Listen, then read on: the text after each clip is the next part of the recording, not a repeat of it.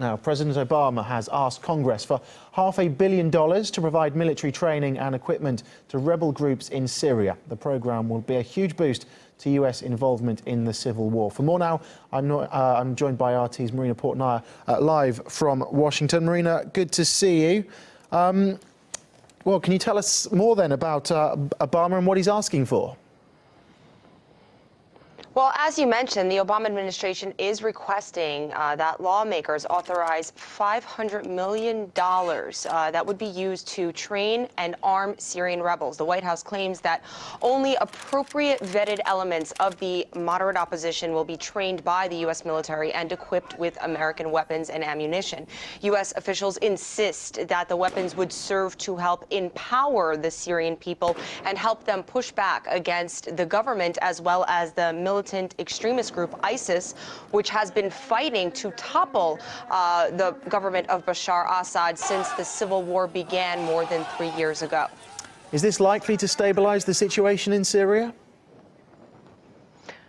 Well, look, as recent events have shown, American weapons may very well likely end up in the hands of its enemies. Just 2 weeks ago, ISIS unleashed an all-out assault on Iraq's second-largest city, Mosul, and causing a reported 30,000 Iraqi soldiers who were actually trained by the U.S. military to turn around and run. As a result, Sunni extremists have seized stockpiles of American weapons and ammunition, as well as U.S. Humvees. The bloodshed being unleashed in Iraq right now by ISIS has arguably been strengthened by the fact that militants are fighting with U.S. weapons. In Afghanistan, the Taliban is now armed with U.S.-made Stinger missiles, which, according to reports, were originally sent to Libya when the Obama administration was arming the opposition, then rising up against former leader Muammar Gaddafi. So for more than a decade, the U.S. has been drowning the Arab world in weapons, arming locals to help them overthrow governments. Not only has it created absolute chaos, many would argue,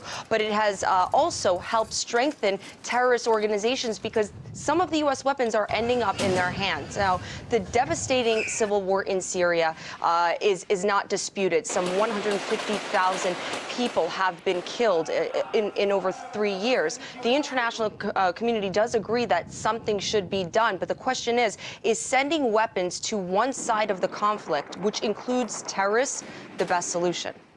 Marina, thank you very much for the update. Marina Portnaya there in Washington for RT International.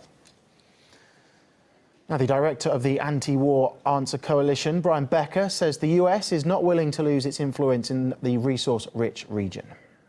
I think Congress has been demanding a greater and greater military intervention by the Obama administration into Syria, as if they haven't done enough after spending the last 3 years funding and fueling a civil war using proxy forces like Turkey or Saudi Arabia or Qatar, or the CIA coordinating these same missions through Jordan. It shows the United States appears to have a schizophrenic foreign policy. They're saying they demand unity in Iraq behind the central government, which is fighting what they call Islamic extremists from ISIL or ISIS. And at the same time, they're funding these same armed groups in Syria to take down an independent, nationalist, and sovereign government in Syria. What the U.S. is doing and has been doing is funneling money, guns, and more occupation tools in a region that it considers to be vital because it's resource-rich. That's about it.